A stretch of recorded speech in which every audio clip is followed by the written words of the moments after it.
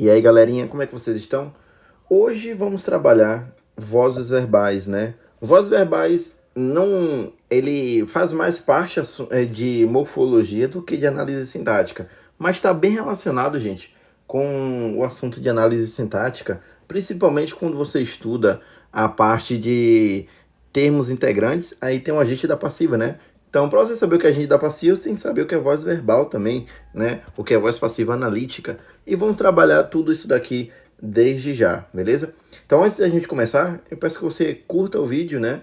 Comente, fale o que está achando das nossas aulas até aqui, até o momento, né? E compartilhe para aquela pessoa que tem dificuldade de língua portuguesa, né? E aproveita para seguir também, né? Para a gente alcançar um bom número de gente.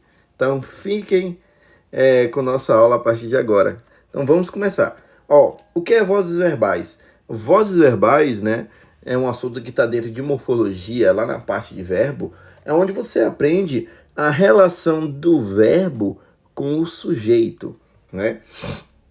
Antes de falar de termos essenciais, né, que o sujeito é um termo essencial, lá na parte de morfologia, a banca já explica essa relaçãozinha entre o verbo e o sujeito.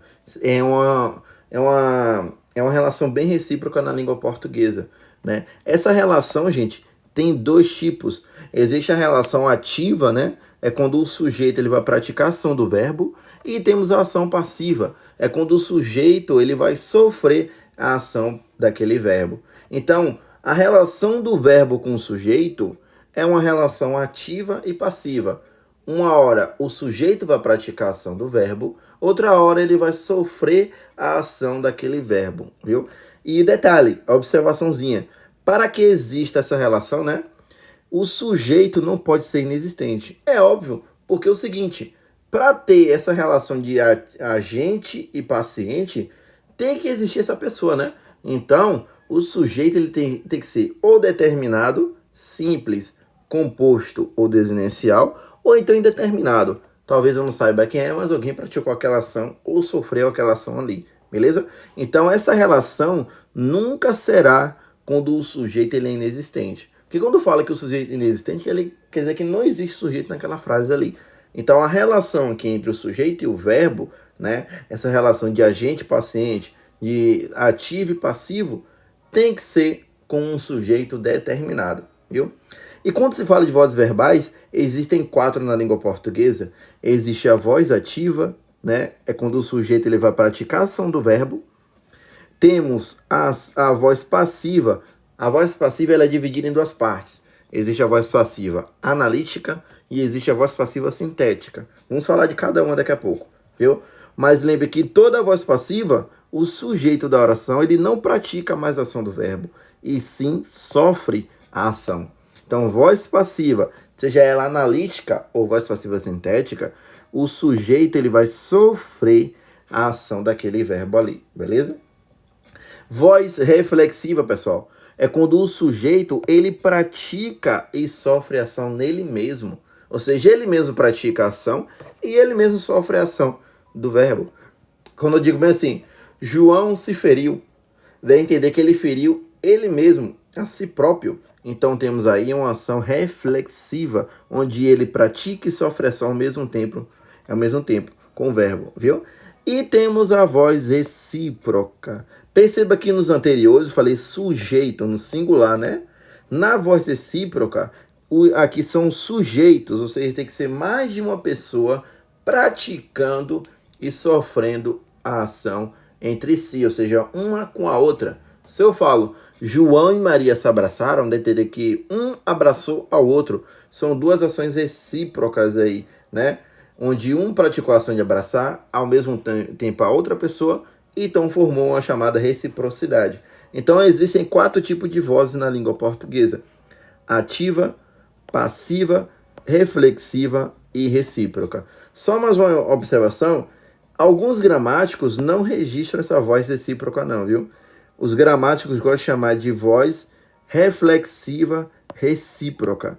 Então, para alguns gramáticos, a voz recíproca está dentro da voz reflexiva, viu? É só um subtipo de voz reflexiva. Mas para sua prova, A banca deixa bem explícito o que vai querer, viu? Se é a voz reflexiva, se é a voz recíproca, então você consegue entender no contexto, tranquilo? Agora vamos entender cada uma, né? Eu já mostrei a relação para vocês, como é que funciona aqui. Vamos entrar em cada uma das vozes aqui. A primeira voz de que iremos citar é a chamada voz ativa, né? A voz ativa funciona no seguinte caso. A voz ativa, você já aprendeu comigo, que é quando o sujeito pratica a ação do verbo, viu? É quando o sujeito ele vai praticar a ação do verbo. E detalhe, dentro da voz ativa, gente, haverá a presença de todos os verbos, viu?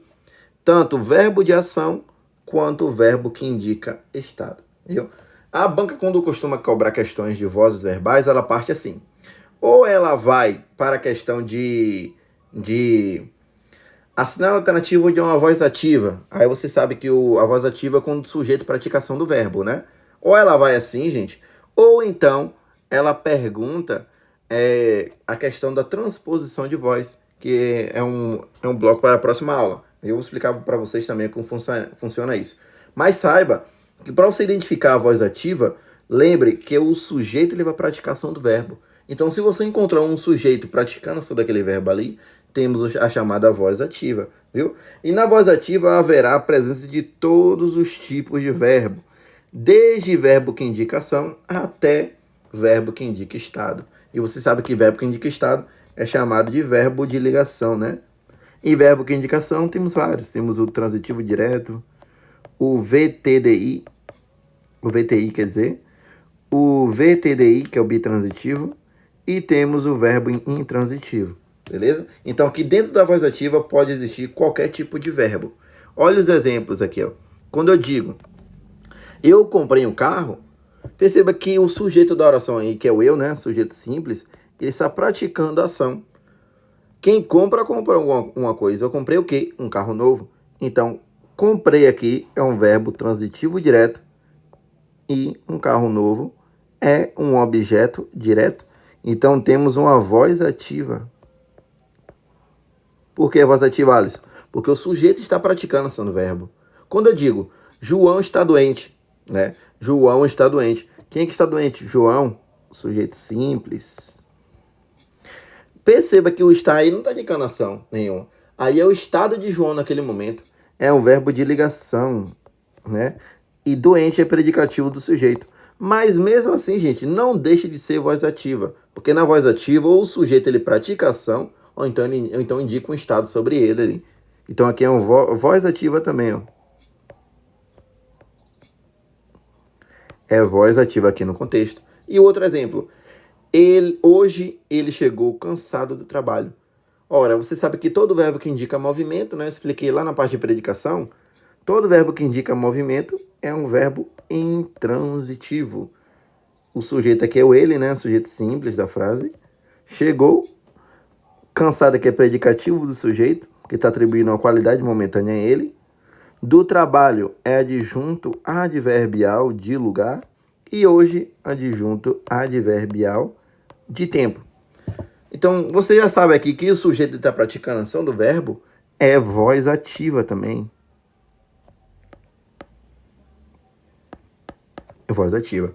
Então, para identificar uma voz ativa, sempre vá para a ideia de o sujeito praticar a ação do verbo. Viu?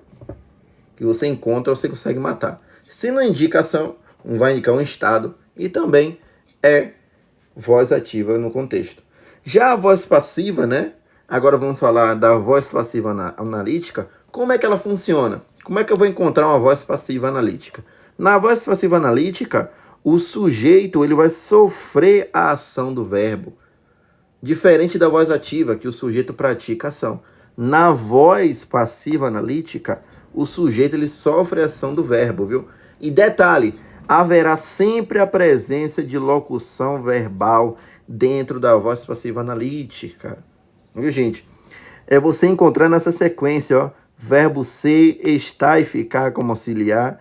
E depois um verbo no particípio. As bancas de concurso público, elas são bem tradicionais. Então, se você encontrar essa sequência, ó, verbo ser mais um verbo no particípio, haverá uma grande possibilidade dessa locução verbal aqui, ó, estar na voz passiva analítica. Então, quem gosta muito disso é a banca FCC, PM Bahia. Então, procure sempre essa lógica, ó. Verbo ser, foi, era, fora, verbo o né, que é o verbo ser, mais um verbo no particípio. O verbo no particípio é aquele verbo terminado em dó, rodar, se for regular, ou então em gotoso, né? Eu explico muito isso lá na parte de morfologia. Então, agora você já sabe que particípio termina em dó ou dá, ou então em gotoso, né? Em gó, tó ou zó, beleza? Então, aqui, para você encontrar a voz passiva analítica, são dois requisitos principais. Sujeito paciente, ou seja, ele sofre ação do verbo, e terá a presença da locução verbal. Ou seja, geralmente é o verbo ser, mas um verbo no particípio. Mas pode vir como auxiliar o verbo estar ou ficar também, viu, pessoal? O mais comum é o ser com o verbo no particípio. Lá na voz ativa, eu disse que haverá presença de todos os verbos, né? Aqui não. Na voz passiva analítica, gente, só haverá a presença de dois verbos distintos. Para existir voz passiva analítica, o verbo tem que ser transitivo direto ou bitransitivo. Não haverá presença de verbo intransitivo aqui, ou verbo de ligação. Ou é verbo transitivo direto ou bitransitivo, beleza? E outra coisa, terá a presença do chamado agente da passiva. O agente da passiva é o ex-sujeito da voz ativa, né? Ele é o ex-sujeito da voz ativa. Olha o exemplo aqui, para você entender mais, ó. O carro foi comprado por mim. O carro, ele está praticando a sofrendo ação de ser comprado. Está sofrendo ação. Se tiver sofrendo ação, é um sujeito paciente. Aqui é um sujeito simples paciente. Olha a locução verbal aparecendo aí, ó.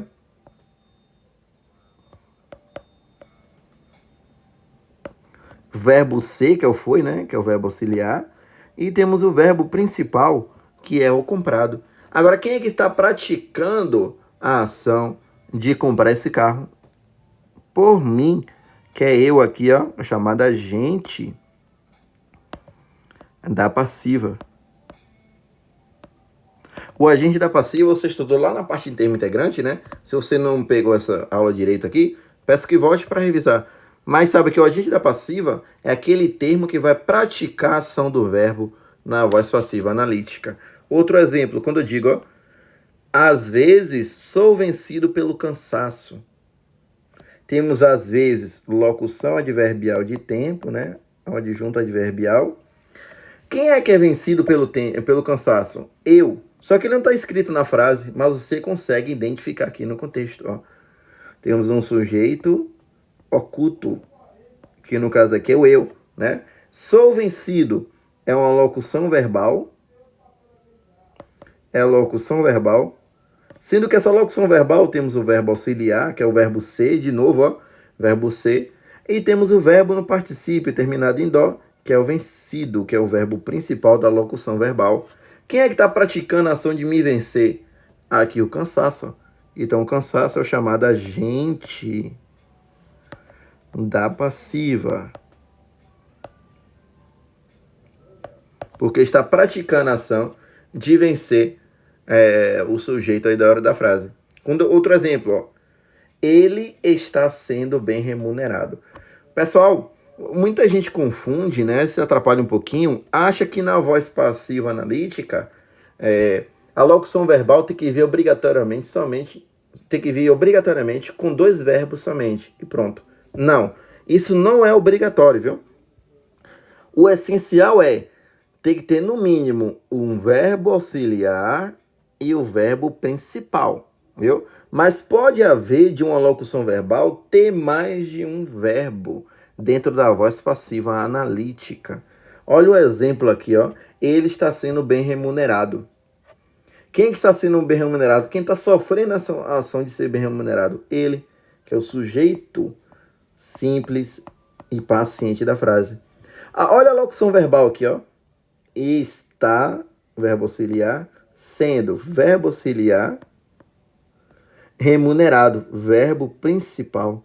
Então, temos três verbos aqui, ó, dentro dessa locução verbal. dentro dessa locução verbal. Mesmo assim, é voz passiva analítica. Porque eu tenho o verbo ser aparecendo aqui, ó, e o verbo no particípio. Beleza? Agora, outra pergunta que eu faço a vocês. Perceba que nos exemplos anteriores, tinha o agente da passiva, né? No exemplo 1, tinha o por mim, que está praticando a ação do verbo comprar. E temos o pelo cansaço, que está praticando a ação do verbo vencer. Agora, a pergunta que eu faço a vocês. Quem está praticando a ação de remunerar ele aí? Não se sabe. O agente da passiva está indeterminado. Porque, como eu disse, ó, não é obrigatório ele aparecer na frase. Viu? Então, o agente da passiva ele pode ficar indeterminado aqui no contexto. Olha, eu posso dizer que eu não sei quem foi que praticou essa ação, mas temos um sujeito paciente, né? Então, o agente da passiva aqui está indeterminado.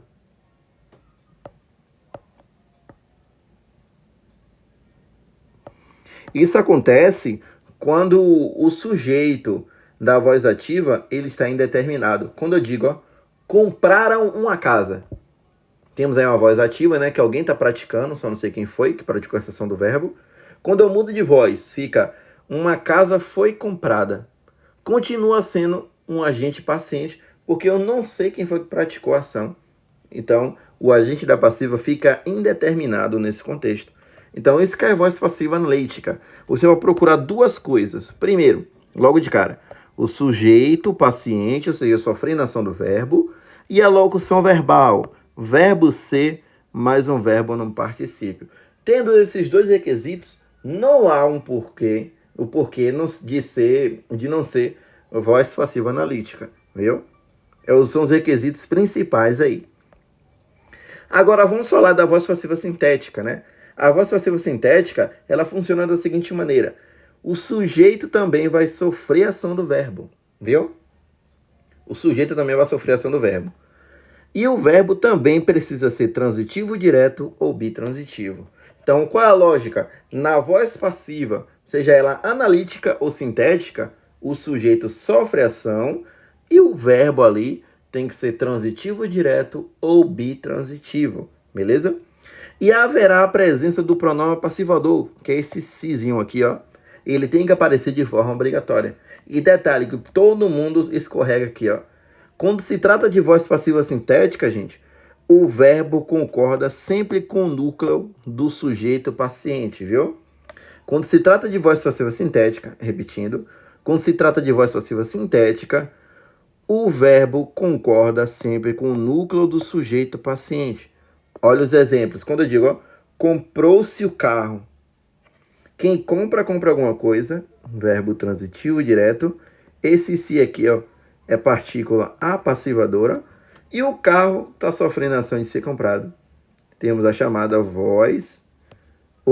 Temos aqui um sujeito simples paciente no contexto. Muita gente vai dizer que é objeto direto. Tá errado, viu? É sujeito paciente. Outro exemplo. Vende-se esta casa. Ora, quem vende, vende alguma coisa. Verbo transitivo direto acompanhado da partícula apassivadora aqui. Então, esse termo aqui é o que está sofrendo a ação de ser vendido, é o sujeito simples paciente. Sempre vai procurando essa lógica, ó. Verbo transitivo direto, de modo geral, acompanhado desse si, ó.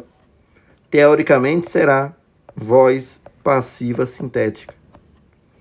Beleza? Outro exemplo, ó. Alugam-se quartos. Você encontra muito aí nas ruas, né? Olha para o lado daquela placa gigante. Aluga-se casas. Ó, no singular. Aluga-se casas. Ou então, eu tenho certeza que você já viu.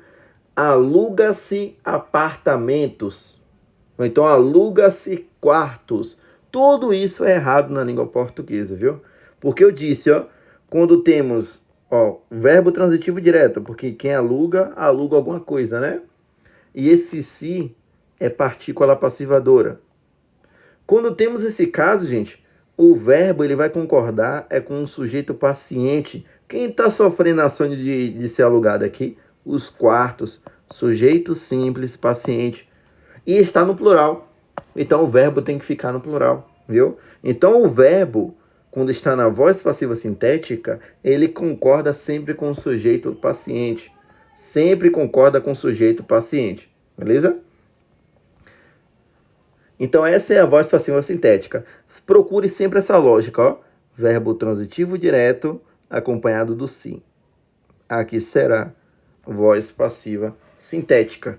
Agora temos a chamada voz reflexiva. Na voz reflexiva, o sujeito ele vai praticar e sofrer a ação entre si. Ou seja, ele mesmo pratica e ele mesmo sofre aquela ação do verbo, viu? E haverá a presença de verbo transitivo direto ou bitransitivo, né? Pode ser transitivo indireto também, é pouquíssimo comum, mas pode haver. Verbo transitivo indireto, viu? E o pronome reflexivo, ele terá a função de objeto direto ou objeto indireto. Quando eu digo bem assim, ó, eu me barbeei bem rápido. Ora, quem barbeia alguém, né? Aquele barbeou a si mesmo, né? A si próprio. Então, esse me aqui, ó, ele é um objeto direto e esse verbo é transitivo direto. Então, temos um caso de voz reflexiva. Reflexiva, porque o sujeito, ele mesmo está praticando a ação de barbear e ele mesmo está sofrendo a ação de ser barbeado aí. Outro exemplo, João se deu uns dias de férias. João deu o quê? Uns dias de férias, objeto direto. A quem? A si próprio. A si mesmo. Então, perceba que esse si, ele é um pronome reflexivo. É um pronome reflexivo. Então, temos outro caso de voz reflexiva aqui no contexto. Voz reflexiva. Só lembre que na voz reflexiva, o sujeito ele vai praticar e sofrer ação entre si. Ou seja, entre ele mesmo ali, ele mesmo pratica, ele mesmo sofre ação do verbo, viu? E o pronome reflexivo terá a função de objeto direto ou indireto, viu? E o que é voz recíproca, Alisson? Voz recíproca, ela funciona da seguinte maneira, né? Haverá a presença de mais de uma pessoa praticando a mesma ação uma com a outra. Ou seja, são duas pessoas, no mínimo, praticando a mesma ação uma com a outra, entre si, né? Então, para ver essa ideia de reciprocidade, tem que haver mais de uma pessoa praticando a ação entre elas mesmas ali no contexto. Quando eu digo, ó, eles não se cumprimentam mais, ou seja, um não cumprimenta o outro.